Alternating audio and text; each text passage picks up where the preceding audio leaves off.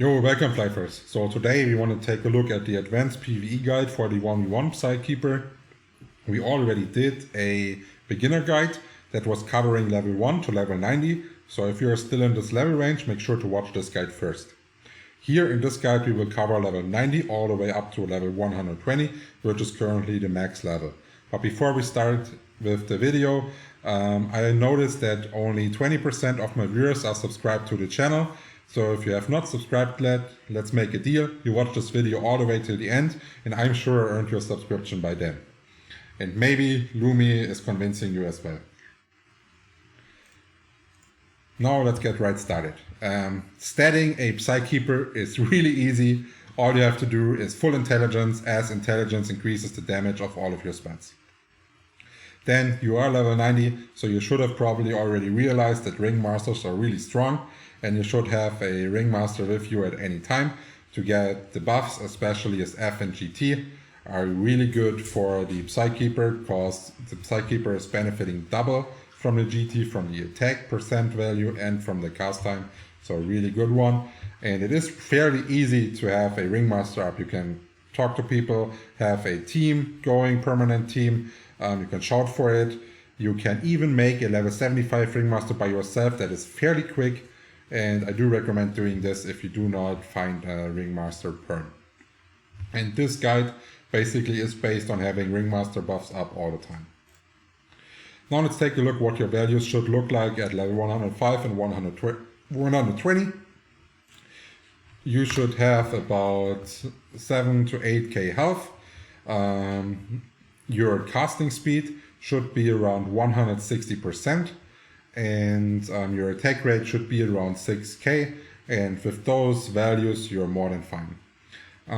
The mage classes like a Psykeeper, for example, do have a lower base block rate than other classes like a plate or a BP, for example, but with 35% default block rate you are still able to 1v1 basically any mobs without having to add stamina and saving a bunch of food here. In the previous guide we already made some suggestions, and your gear should probably look like something like this at the moment. You should be level 90 wearing a level 75 Bropunk set that is +8, 16% attack, and this is good because you're getting the decreased casting time and the intelligence right here. This is usually not really needed. The weapon of choice would be the historic wand, and since you're wearing this all the way up to level 105, you can consider going for a +10 upgrade here. And if you can get a hold of it, you can use an ancient shield, even though I would say it is not required, since 4 all stat is not a really huge boost, for example. Now let's take a look of what gear is basically your endgame gear. What's the gear once you pass level 90, what you're already trying to look for and farm. This is the Mikat Rosette.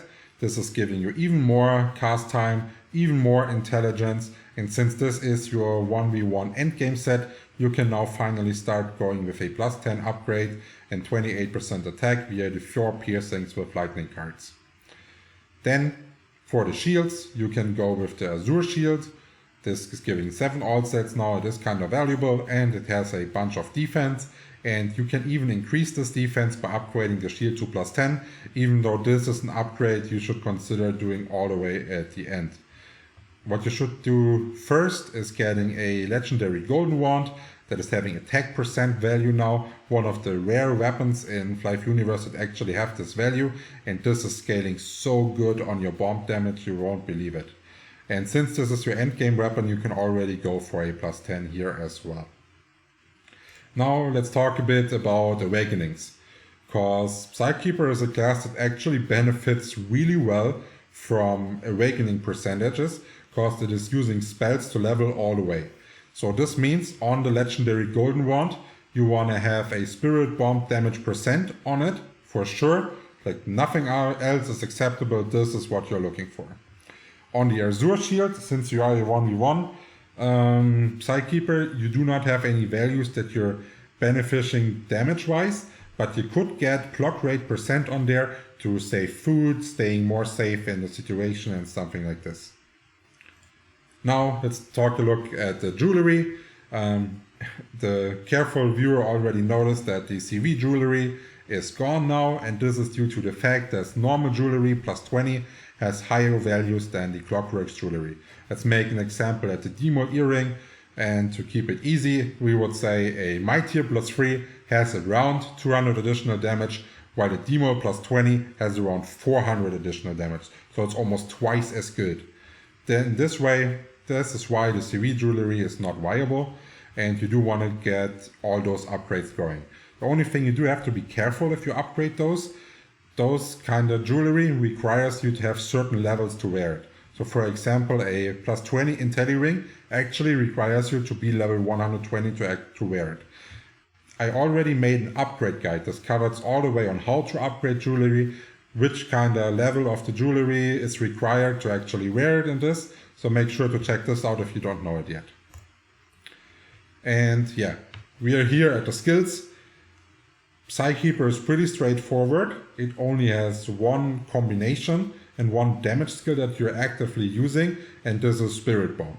Important to know is to have the highest amount of damage Spirit Bomb can deal.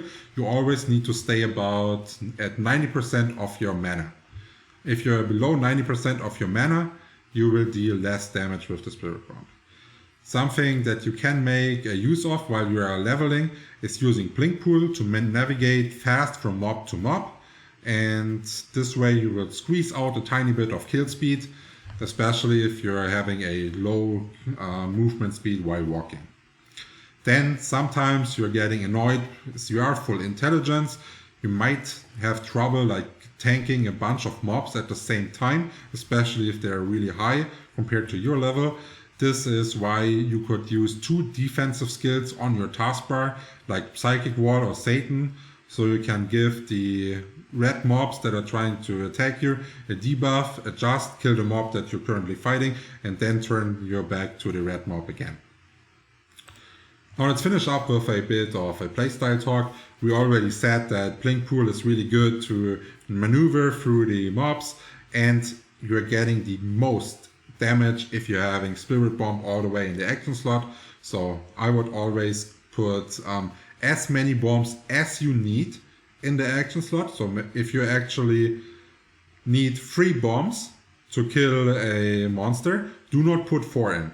This is really important, as the monster doesn't register to dead, and so you sometimes do an extra cast. So you're basically wasting 1 bomb cast in kill speed if you do not put the right amount of Spirit Bombs into your action slot. And we already said, if your MP is full or at like 90%, you're doing more damage. This is why I recommend using refresher holds all the time. And since you're using action slot as your main damage source, having Activision up definitely doesn't hurt. Yeah, so we are all the way at the end of the video.